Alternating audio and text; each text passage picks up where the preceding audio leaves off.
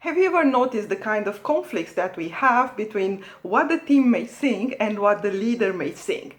Have you noticed in a corporate environment how much the team may complain about the leader should do this and that, the leader is not doing this and that, this is not a good leader because they didn't do this and that. And on the other hand, have you noticed how leaders think sometimes, or managers think sometimes that, their teams, they don't take responsibilities, they don't want to do things, they are just waiting for somebody to tell them what to do, and they are just, executing their own task, that without giving them tasks, they are not taking any responsibility, etc., etc. Does this sound familiar? Have you already seen something like that happening in your own environment? So the question is, how do we move forward from that? My name is Raluca Gomes. I'm the founder of Impact2C, a company that is here to support other companies to be more performant and more profitable.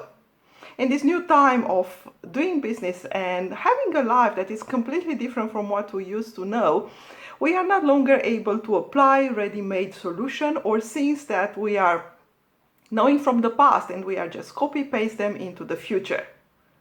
It seems probably it's an illusion to think that whatever we have done so far and it was working so far, it will continue to be applied like nothing ever changed. Now, to go back to our original question, why so many of us think or expect so many things from other leaders? What is something that we could do? You see, it's so easy to say leader should do that, the leader should act like this, or sing like this, or show up like this, or stand up like this. And I get it, a lot of leaders during this time of crisis have been disappointing. I agree with you. Nonetheless, it's so much easier to put the blame on others and not to take responsibilities. So if you believe these are not good leaders for you, why not showing up? Why not become the leader you want to see? It's so easy to say, leader, show up, it's your time, I'll follow you, show up.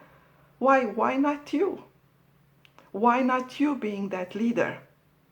You see, people are afraid of being responsible, of showing up, or standing for what they believe. It's so much easier to blame others, to give them the responsibilities. But those who are up there, maybe they are not the greatest leader right now, but they are still there. And again, providing you are not happy with the leader that you have, why don't you take over? Why don't you become that leader? And it's not a tricky question. It's a real question that every single one of us, no matter the role that we may have within an organization, can start asking themselves, really, deeply, linked to your core values, linked to your beliefs, linked to who you are. How long are you still going to lie to yourself before moving forward? So that's on the leadership part. Now, on the team part, a lot of people may find that their teams are not responsible enough, they are not taking the lead, they are not autonomous enough, they are just waiting for direction. And let me ask you that, providing this is your team, of course it's easy to blame them for who they are or how they do things, but who do you think is responsible for the way they act in that workplace, in that work team? Right. So if you always delegate tasks and you are always controlling and you are always trying to, reduce things that they are doing, to a point in time, no matter who you have in your team, they will just consider this is normality and they will give responsibility back to you.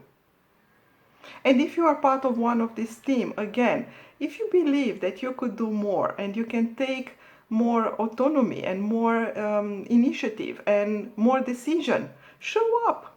Let the leader that you have right now know that he can count on you or she can count on you. Show up and ask for more responsibilities. Take your lead and see how it goes.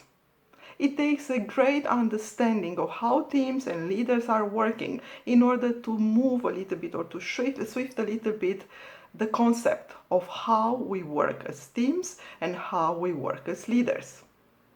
Like always, we are here to ask the questions that help you reflect, to be your sounding board, to be your brainstorming partner, and together to find a way to win this crisis. Like always, thank you for listening and looking forward to seeing you tomorrow.